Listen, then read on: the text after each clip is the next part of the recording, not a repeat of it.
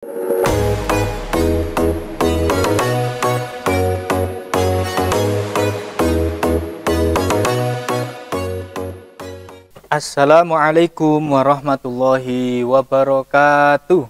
Waalaikumsalam warahmatullahi wabarakatuh. Ya, selamat pagi anak-anak. Pagi, Bagaimana kabarnya hari ini? Sehat semua ya? Ya anak-anak, sebelum pembelajaran kita mulai, seperti biasa kita awali dengan berdoa. Nanti silakan ketua kelas perwakilan untuk bisa memimpin doanya, yaitu membaca doa mau belajar dan membaca surat pendek. Surat pendeknya surat Anas. Sebelumnya Bapak absen dulu ya kehadiran anak-anak. Yang pertama ada Mas Diha. Diha ada ya? Alfiatun ada? Iya, ada Rahmat Solikin ada? Ya, di semua Pak. ya. Oke, nanti Bapak akan tayangkan sebuah video. Ini videonya hanya 2 menit. Nanti anak-anak silakan perhatikan betul, kemudian ambil nilai positifnya. Dan ini nanti akan ada kaitannya dengan materi yang akan kita pelajari hari ini. Apakah di antara kalian tahu siapa, sebutkan satu saja nama ilmuwan yang kalian ketahui dari Bani Abbasiyah itu? Rozi, Pak. Ya, tujuan pembelajarannya adalah melalui pembelajaran PBL. Ya, kalian dapat menjelaskan ilmuwan Muslim pada masa Bani Abbasiyah. Kenapa sih kita harus belajar sejarah? Supaya kita bisa belajar dari masa lalu. Oke, ini tes diagnostiknya. Nanti silakan bisa kalian isi. Saya jelaskan secara umum, secara singkat tentang ilmuwan Muslim pada masa Bani Abbasiyah. Nanti sisanya kalian akan saya ajak diskusi bersama dengan teman-teman yang lain. Yang pertama, lahirnya ilmuwan dan tumbuhnya ilmu pengetahuan. Tradisi literasi menyebar ke Santero, wilayah Abbasiyah. Ya, tradisi ini kemudian menyebabkan berkembangnya beragam ilmu pengetahuan, yaitu baik ilmu umum, ya, seperti kedokteran, matematika, astronomi, kimia, seni, dan lain sebagainya. Maupun ilmu agama seperti ilmu kalam, ilmu fikih, ilmu hadis, ilmu tafsir. Kemudian dalam perkembangannya anak-anak, ini ilmu pengetahuan ini dibagi menjadi 2 ya, ada 2 yaitu ilmu pengetahuan umum dan ilmu pengetahuan agama. Ilmu pengetahuan umum tadi sudah dijelaskan ya, tadi kedokteran, filsafat, astronomi, matematika, ilmu kimia, geografi, sejarah, ada 7, kurang lebih ada 7. Sedangkan ilmu agama ya, ilmu agama kurang lebih ada 4, ilmu kalam ya, ilmu tafsir, ilmu hadis, ilmu Al-Qur'an, tafsir. Selanjutnya, ini saya singkat saja nih.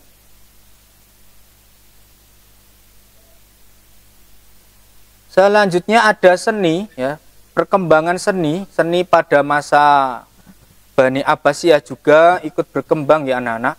Seperti seni arsitektur yang sampai sekarang masih eksis ya, masih digunakan. Kemudian ada seni patung.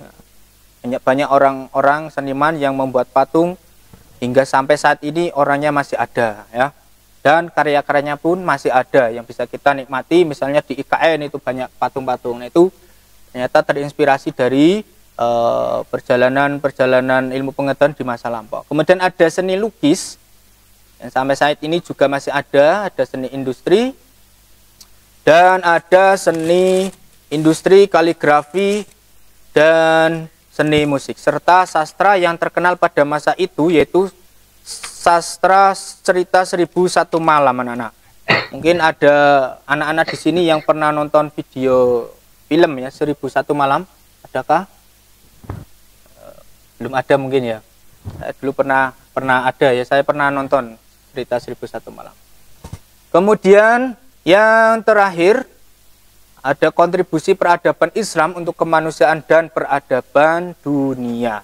Nah, apa saja sih kontribusi yang ada pada masa Bani Abbasiyah sampai saat ini? Yang pertama, kontribusi untuk umat manusia. Ya, kontribusi untuk umat manusia ini adalah misalnya dari akidah ya, akidah Asy'ariyah yang sampai saat ini pun masih berlangsung ya anak-anak. Masih kita gunakan. Kemudian Al-Maturidiyah, Akhlak Imam Ghazali, serta 6 kitab hadis yang secara umum masih dijadikan sebagai pedoman bagi umat Islam. Ini karya-karya mereka yang dahulu tempo itu masih kita gunakan untuk rujukan sebagai ilmu pengetahuan. Kemudian yang kedua ada kontribusi untuk kemanusiaan. Dalam hal ini adalah interaksi sosial yang egaliter menyebabkan munculnya pengakuan terhadap nilai-nilai kemanusiaan. Salah satunya adalah hak dalam beragama.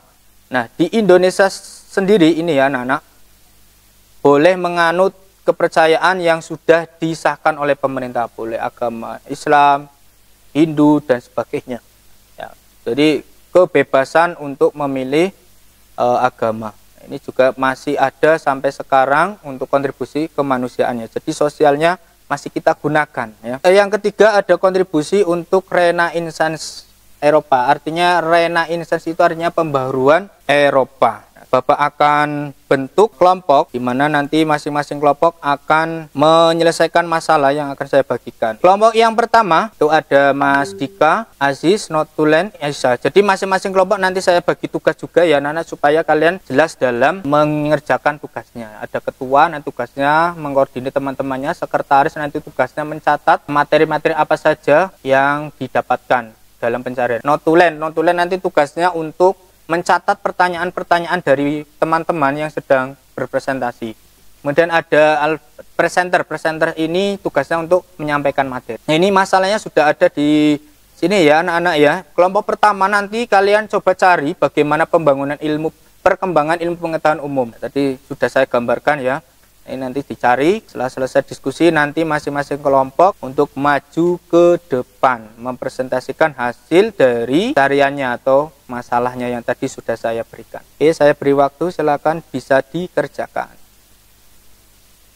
Sedikit lagi, Pak. Oke, ditunggu 1 menit lagi. Kalau maju ke depan, perkenalkan dulu ya. Perkenalkan saya siapa, dari kelompok berapa, mau menyampaikan hasil diskusinya. Gitu ya, coba dari 4 anak ini. Assalamualaikum warahmatullahi wabarakatuh. Waalaikumsalam. Waalaikumsalam warahmatullahi wabarakatuh. Ya, perkenalkan nama saya Alfiatun Hasanah dari kelompok 1 ya. Di sini kami akan mempresentasikan tentang bagaimana perkembangan ilmu pengetahuan umum di dinasti Abbasiyah. Perkembangan ilmu pengetahuan umum pada masa dinasti Abbasiyah sangatlah pesat. Di antaranya di sini ada beberapa ilmuwan pada masanya tentang ilmu pengetahuan umum, yakni Al-Khwarizmi yang ahli dalam bidang matematika, astronomi, astrologi, dan geografi. Lalu ada Jabir Ibnu Hayam, ahli dalam kimia, ilmu astrologi, fisika, dan obat-obatan. Plus dulu ya untuk kelompok 1, sangat bagus sekali. Kelompok 1 boleh duduk kembali ke tempatnya ya. Oke anak-anak, selanjutnya kelompok yang sudah maju saya ucapkan terima kasih atas keberanian kalian dalam menyampaikan hasil diskusinya di depan kelas. Untuk kesimpulan pada pembelajaran hari ini, itu ada yang pertama, perkembangan ilmu pengetahuan umum seperti ilmu kedokteran. Jadi pengetahuan umum itu dibagi menjadi beberapa ya anak-anak. Yang pertama ada ilmu kedokteran, filsafat, matematika, astronomi, kimia, geografi, dan sejarah. Yang kedua, perkembangan ilmu pengetahuan agama seperti ilmu kalam, fikih, akhlak, ilmu hadis, dan ilmu tafsir. Selanjutnya anak-anak, setelah ini kalian akan mengerjakan tes formatif. Nanti tes formatif dikerjakan bersama kelompok boleh, sendiri boleh. Refleksi anak-anak, bagi seorang pelajar ya, kalian semua pelajar, maka sudah seharusnya menjadikan ilmuwan muslim untuk menjadi tokoh panutan ya. Kalian pilih tokoh mana yang jadi inspirasi kalian, yang kemudian kalian ikuti. Demikian anak-anak yang bisa Bapak sampaikan untuk pertemuan minggu depan. Kita lanjutkan materi yang selanjutnya, yaitu materi amanah, jujur amanah.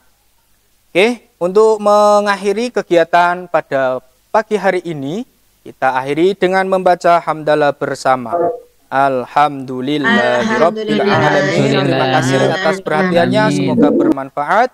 Wassalamualaikum warahmatullahi wabarakatuh. Waalaikumsalam warahmatullahi wabarakatuh.